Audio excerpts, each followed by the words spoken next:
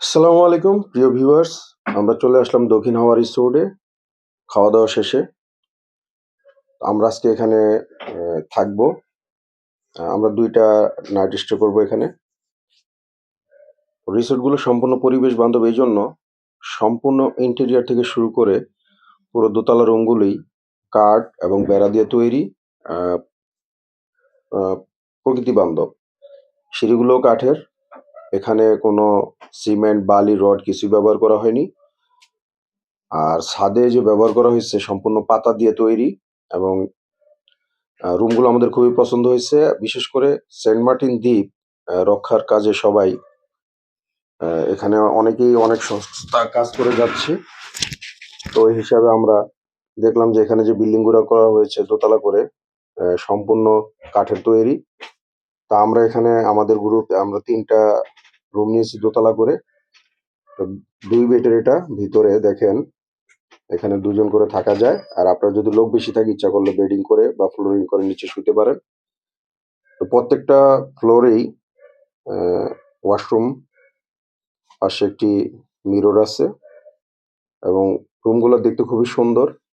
তবে এসির ব্যবস্থা নেই এখানে। ফ্যান আছে। বারান্দা থেকে আপনি বাইরের ভিউটা খুব সুন্দর দেখতে পারবেন। সাগর পাড়ের যে ভিউ আপনার বারান্দা থেকে দেখা যায় এবং সামনে ছোট, ছোট একতলা আ কাঠ দিয়ে তৈরি এবং উপরে যে বলছিলাম যে পাতা ব্যবহার করা হয়েছে সেভাবেই করা।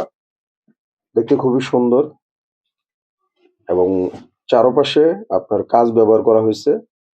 ছাদে বলছিলাম পাতা, পাতা ব্যবহার করা হইছে। যেটাকে আমরা পরিবেশ বান্ধব বলে থাকি এবং এই রুমগুলা বিশেষ করে আমার মনে হয় এসি এই জন্যই নাই যে এই রুমগুলাতে আপনার রোদের তাপে যেরকম বিল্ডিং হিট হয়ে যায় বা গরম হয়ে যায় দেওয়ালগুলো এখানে ওরকম কিছুই নেই। সম্পূর্ণ বেড়া বা কাঠের হওয়াতে এখানে শুধু ফ্যান ইউজ করা হইছে। পাশে ছোট, ছোট কল আছে। আপনি সাগর থেকে গোসল করে আসলে শরীর ধৌত করার জন্য। এটা মিঠা পানি। হয়তোবা ডিপ টিউবওয়েল বসায় এই সিস্টেমটা করা হইছে।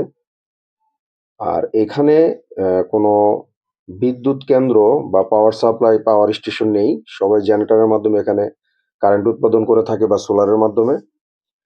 তো আমরা যে জায়গাটা ছিলাম দেখেন এই জায়গাটা থেকে সাগরের ভিউটা এত সুন্দর, একদম নিকটে। আপনি ফ্যামিলি নিয়ে গেলে সবচেয়ে বেস্ট হয় আপনার অনেক দূরে যাওয়া লাগে না। কক্সবাজারে যেরকম আমাদের অনেক দূরে হাইটা যেতে হয় সুগন্ধা বিচে বা অন্যান্য বিচে, লাবণী বিচে অনেক দূরে যেতে হয়। এটা ওরকম না। খুবই কাছে। আর খুবই নিরিবিলি পরিবেশ, কোলাহল মুক্ত। এখানে আমি দেখলাম কক্সবাজার থেকে এখানে ঘোরাটাই আমি সবচাইতে বেশি পছন্দ করছি এইজন্য, একদম নিরিবিলি পরিবেশ এবং সবাই সবার ফ্যামিলির মতো। পাশাপাশি সবাই একসাথে বিচে যায়, ঘোরাফেরা করে এবং বাচ্চাদেরকে আপনি চোখের বা হাতের নাগালে রাখতে পারবেন। দেখতে পারবেন তারা কতদূর যাচ্ছে, কি করছে, খেলাধুলা সবই দেখতে পারবেন আপনি। আর বাইরে থেকে এই রিসোর্টের ভিউটা দেখেন খুবই সুন্দর। একদম আর্ট করার মতো ছবি। আমরা ছবি যেরকম আর্ট দেখি বা ছবি রং তুলিতে আঁকি ঠিক ওরকম। তো এইখানে পাশে এক ভাই আছে, ও ডাব বিক্রি করে। আর এই এলাকায় প্রচুর পরিমাণ ডাব গাছ দেখলাম আমি। ডাবের দামও অনেক বেশি, ১৫০-২০০ করে দাম। তো আমাদের সবাই ওই যেই প্রবাল দ্বীপ আছে ছোট, ছোট কিছু, এটা জোয়ার আসলে সম্পূর্ণ ডুবে যায়। জোয়ার না থাকলে ভেসে ওঠে, তখন সবাই একটু হাঁটতে গেছে। তো আমিও গেলাম। পানিগুলা এত স্বচ্ছ, এত পরিষ্কার, মানে কল্পনা করা যায় না। খুবই পরিষ্কার পানি এবং ওই যে দূরে দেখতেছেন কালো একটা দ্বীপের মতো, ওটা কিন্তু প্রবাল দ্বীপ। ওখানে সবাই গেছে। আমরাও যাবো। আর এইখানে দেখেন পাথরের ভিতরে ছোট, ছোট কিছু প্রাণী সামুদ্রিক, এই যে ওরা এখানে বসবাস ওদের। আমাদের যেমন জমিনে বিভিন্ন জায়গায় বসবাস করে, ওরা এই পাথরেই বা এই প্রবালেই থাকে।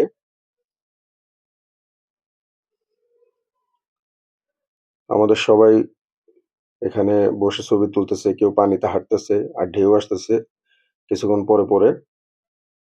খুবই সুন্দর সূর্য অস্ত যাবে। সময়টা আর বেশি বাকি নাই। তো বেশিরভাগ মানুষই সূর্য অস্ত দেখার জন্য বসে থাকে। সবচাইতে বিস্ময়কর ব্যাপার হলো এখানে যদি আপনি বসে থাকেন সূর্য অস্তের জন্য, আপনি দেখবেন জোয়ার এসে আপনার চারদিক দিয়ে পানি অনেক বেড়ে যাবে। আপনি কিন্তু টেরও পাবেন না। এজন্য পানির দিকেও খেয়াল রাখতে হবে এবং পাড়ের দিকে খেয়াল রাখতে হবে যে আপনি কতটুকু পরিমাণ পানি আপনার পাশে জমা হইছে। আপনি হেঁটে যেতে পারবেন কিনা। তো আমি একটা প্রাণী, ছোট্ট একটা, একদম পুরাটাই একটা চোখের মতো আমাদের। এটা দেখলাম শুকনা পড়ে আছে, আমি পানিতে আবার ফেলে দিলাম এটা। আর সূর্য অস্ত যাবে যাবে এই অবস্থা। তো সবাই এখানে হাঁটতেছে।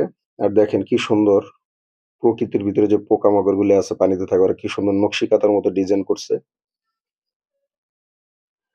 এখানে আমাদের আতিক মামা, রাজ মামা।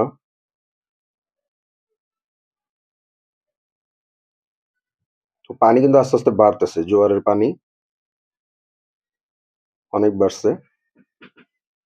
তো সবচেয়ে দুঃখজনক হলো এখানে সবাই বেড়াইতে আসে, দেখেন এই যে প্লাস্টিক গুলা, বিস্কুটের প্যাকেট, এরকম বিভিন্ন জিনিস দেখলাম আমি এখানে ফেলে রাখা হয়েছে। এটা খুবই দুঃখজনক, কারণ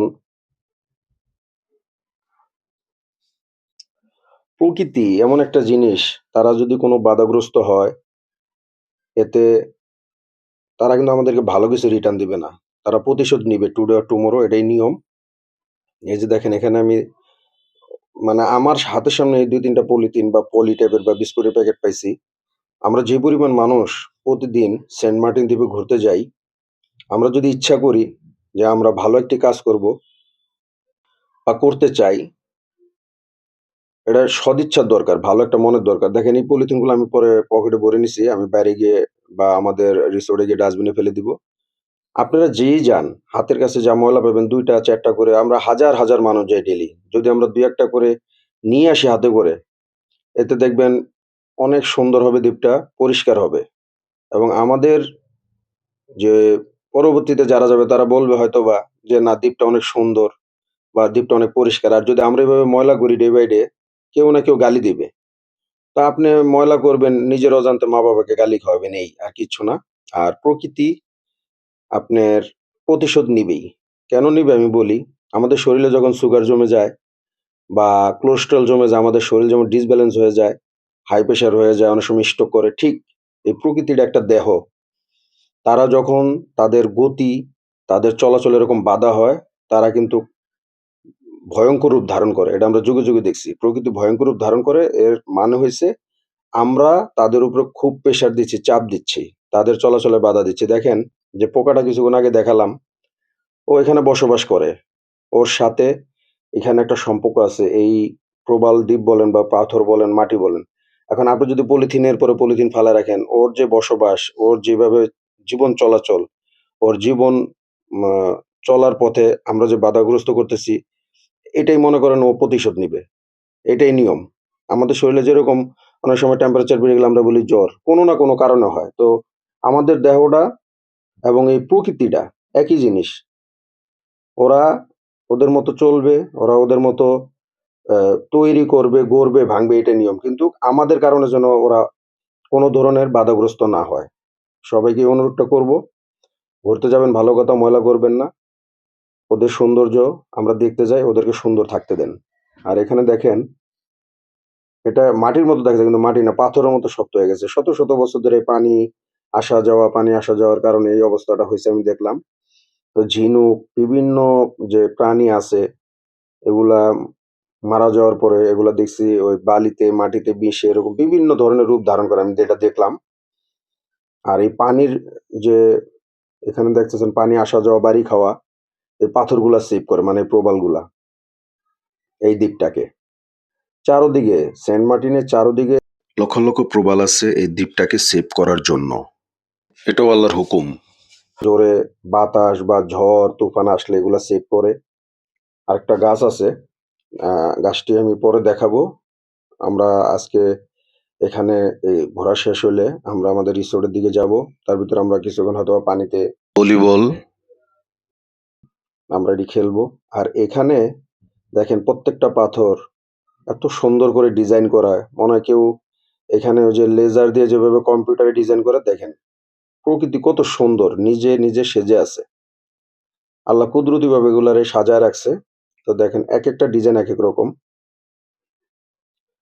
তো সূর্য অস্ত যাবে, অনেকে বসে আছে সূর্য অস্ত দেখার জন্য। আমরাও প্রায় বিকাল, বিকাল হয়ে গেছে। এখানে আরেকটা দুঃখের বিষয়, এই যে দেখেন বোতল। আপনি পানি খাইছেন ভালো কথা। বোতলটা হাতে করে নিয়ে যান। নির্দিষ্ট একটা স্থানে ফেলেন, এই যে নদীর পাড়ে ফেলে দিছেন বা সরি সাগর পাড়ে। এই জিনিসগুলা খুবই দুঃখজনক, খুবই খারাপ। আপনি এগুলা যেখানে সেখানে ফেলবেন না। আপনি খাওয়া-দাওয়া করছেন, পানি খাইছেন ভালো কথা। এটা নিয়ে যান। এটা তো আর ডাবের খোসা না যে পচে যাবে মাটির সাথে। কিন্তু এটা এই বোতল বলেন, প্লাস্টিক বলেন, এই মাটির পচাইতে ৪,৫০০ ৪,০০০ বছর লাগে। তো এতে কত ক্ষতিগ্রস্ত হচ্ছে আমাদের এই যে বৈচিত্র্যগুলো এত সুন্দর, সুন্দর প্রাকৃতিকভাবে তৈরি হচ্ছে একা, একা। এগুলো নষ্ট হয়ে যাবে। তো যাই হোক, এখানে এক ভাই ডাব বেচতেছে। অনেকে দূর পর্যন্ত গেছে হাঁটতে, হাঁটতে। পানির পিপাসা লাগছে। তো তারা এখন ডাব খাচ্ছে। আর ডাব খাওয়া শেষেই আমাদের পাশে সবাই আবার একটু পানিতে নামবে। তারা বল খেলবে, ওই যে অলরেডি নেমে গেছে আমাদের পুরা টিম। তারা ভলিবল খেলতেছে। আর পানি মাশাআল্লাহ কি নীল দেখেন, এত সুন্দর পানি।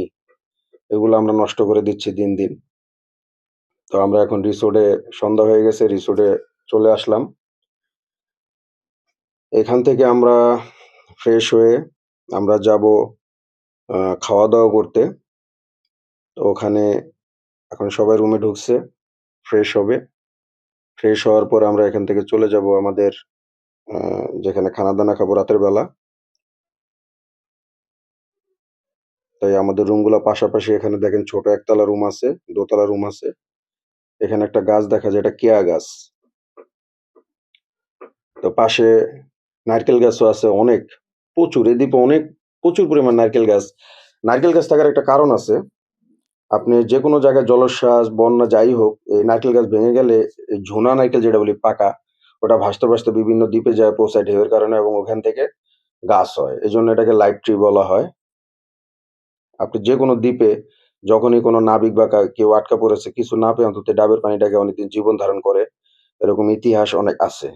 তো আমরা খাওয়া-দাওয়া করতে গেলাম। এখানে খাওয়া-দাওয়া করতেছে আমাদের গ্রুপের অনেকে।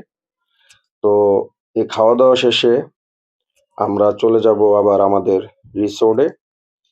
এখানে আজকে যে খানা-দানা হচ্ছিল আপনার কোরাল মাছ, ডাউল, ভর্তা, শুটকি ভর্তা। মাশাআল্লাহ অনেক টেস্টি ছিল।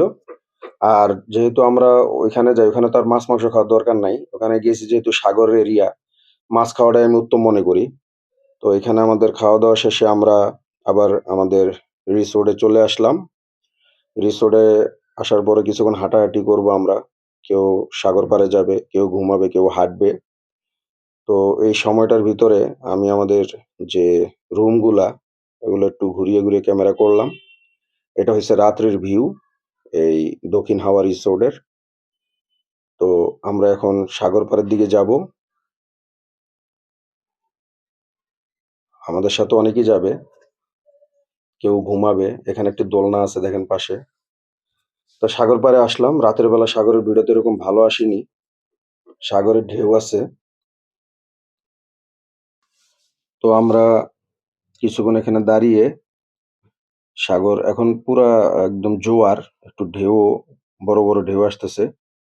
আমাদের রিসোর্টের একদম যেখান থেকে আপনি একটা বেড়ার মতো দেখা যায়, এই পর্যন্ত ঢেউটা আসে। আর পাশে দেখেন লাইটগুলো এত সুন্দর। অনেক রিসোর্ট আছে মাল্টি কালার লাইট ব্যবহার করা হয়েছে। এটা হচ্ছে আমাদের রাত্রের ভিউ রিসোর্টের। তো আমরা এখানে অনেকক্ষণ ছিলাম। থাকার পরে আমাদের কেউ আবার গেছে একটু অন্যদিকে ঘুরতে। আমি এখানে ছিলাম ভিডিও করার জন্য। আমাদের একদম রিসোর্টের নিকটেই ঢেউগুলো আছড়ে পড়তেছিল। তো রাত হইছে মোটামুটি। হাঁটাহাঁটি করলাম, একটু বাইরে দেখলাম। আর রাত্রের বেলা এত সুন্দর বাতাস এবং ঢেউ। আমরা এই রুমে থেকেও ঢেউয়ের আওয়াজ পাইছি। তো এই আমাদের রুম। আমাদের প্রিয় মামা এখানে। তো প্রিয় মামা লাইট জ্বালাইছে। এখন আমরা জামা-কাপড় এখানে চেঞ্জ করে ঘুমাবো। আর আগামীকাল সকালে মানে ভোর, ভোর আমাদের ওখানে রওনা দিতে হবে সেরাদ্বীপ। ওখানে অনেক সময় লাগে যেতে। কিছু দূর অটো যায়, তারপরে পায়ে হেঁটে যেতে হয়। সবাই চেষ্টা করবেন একদম ফজরের পর, পর রওনা দিতে, কারণ ৮ টার পর ওখানে অবস্থান করতে দেয় না। তো সবাই ভালো থাকবেন। আসসালামু আলাইকুম। পরবর্তী ভিডিও ছাড়বো ইনশাআল্লাহ।